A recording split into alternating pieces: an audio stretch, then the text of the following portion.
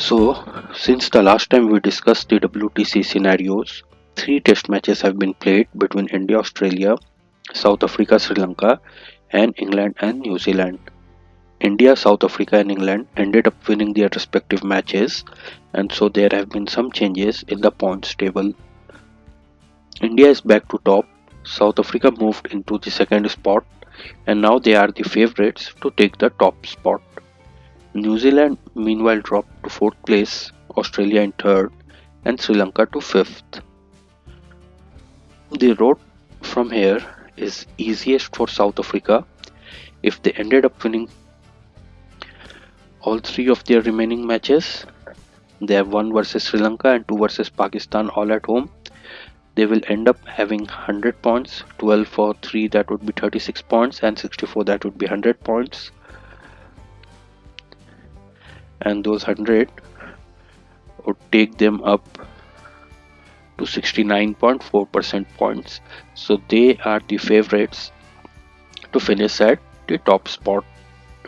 So India meanwhile are sitting pretty at 110 points. Now let's say India wins another 2 out of their 4 remaining matches in Australia.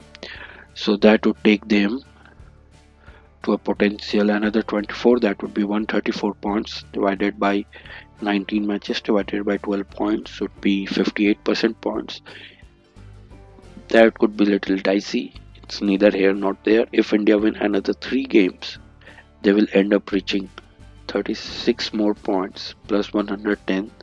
That would be 146 points divided by 19 matches divided by 12 points for each.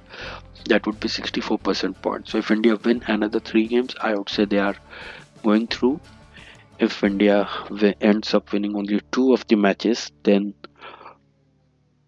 because the draws are so rare, let's assume Australia wins another 2 match here and then Australia pull off another match in Sri Lanka, that would be 50% of the remaining matches. So their overall percentage will come down from this 57 towards 53 54%. Then India will have a chance. However, if Australia pulls off 2 games in this series and then another 2 in Sri Lanka, then they could very well end up having more than 60% points. Let's calculate for that scenario for now. Australia has 90 points, and let's say they pull off 4 more games, that is 48. So total they will end up reaching 138 points. If you divide that by their potential 4 and 2 6 19 games, divide by 12, that will take them to 60.5% points. In that case, India would be ahead, right? We calculated 64% points for India for 3 win matches. However, for only 2 matches, India's percentage is around 54.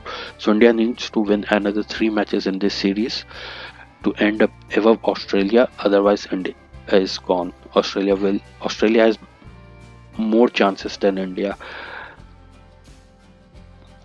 However, there's another scenario. Let's say the remaining 4 matches of this series goes 2-all. So India win 2 matches. Their percentage point would be around 56, which we calculated earlier, 56 57. And then Australia, if they win 2 matches here and they ended up not winning any matches or just 3 matches,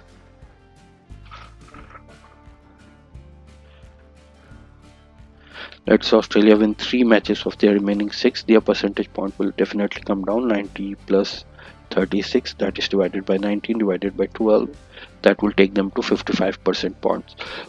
So 3 matches won't do it for Australia. Australia have to win at least 4 of the remaining matches, and 4 means 138 by 19 by 12, that is 60% points. That's bare minimum. If Australia does that, win 2 matches in this series and 2 in Sri Lanka, and India win 2 matches here, India reaches 132 points. No, 134 points. Divided by 19, divided by 12, they ends up at 58%.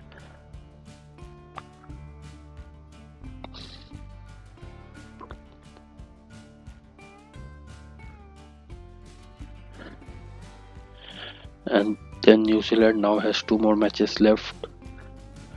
So let's say they get another 24 points along with their 72, they will reach 96. Divide by 14 matches, divide by 12 points. That will maximum they can reach is 57. So their path is very difficult now. Same with Sri Lanka. If they win their remaining 3 matches, they will reach a maximum of 36 and 60, 96 points by 13 matches by 12. So if they win remaining 3 matches, they reach a 61% points. That can give them a chance based on the other results, but the path is going to be very difficult because the next game in South Africa, they are not favorites to start off, especially after getting bowled out for 42 in the first test match. And then Australia will be a tough task to win 2-0 in Sri Lanka. Australia won't be a pushover, especially if Australia has a chance uh, to reach WTC final as well. Remaining teams, England, Pakistan, West Indies, Bangladesh, as we know, are already out. Bangladesh and West Indies have a series going on right now, and West Indies has won the first match and moved into the 8th spot. They have 3 more matches remaining in this cycle. They have 1 against Bangladesh and 2 against Pakistan. Bangladesh has their last match coming up. That match has already started actually. Then Pakistan has 2 against South Africa. In South Africa, they are going to lose both of those. We can safely assume that. And then 2 against West Indies at home, which they would be likely to win. England, 2 matches against New Zealand. That could go either way now.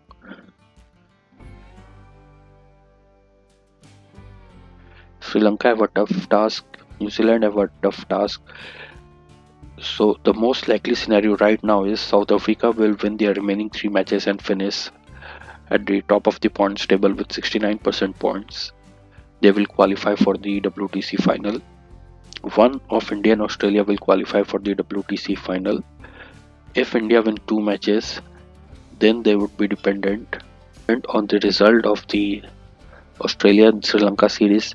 If Sri Lanka loses their next test match in South Africa as well, and then even if they win 2-0, in best case scenario, in that case they would be around 50% points. So it's really hard for them to reach WTC final now. However, if India ends up winning 3 more test matches in Australia, then it will be India and South Africa final. I think Australia will run out of all scenarios to qualify. Even if they win the remaining 3 matches, if they ends up winning 2-0 in Sri Lanka, they will be out of the final race, and it will be India and South Africa final in a ICC tournament once more. And hopefully South Africa will choke and India will win that. So let's see how this pans out. I will keep you updated. Until next time, see ya.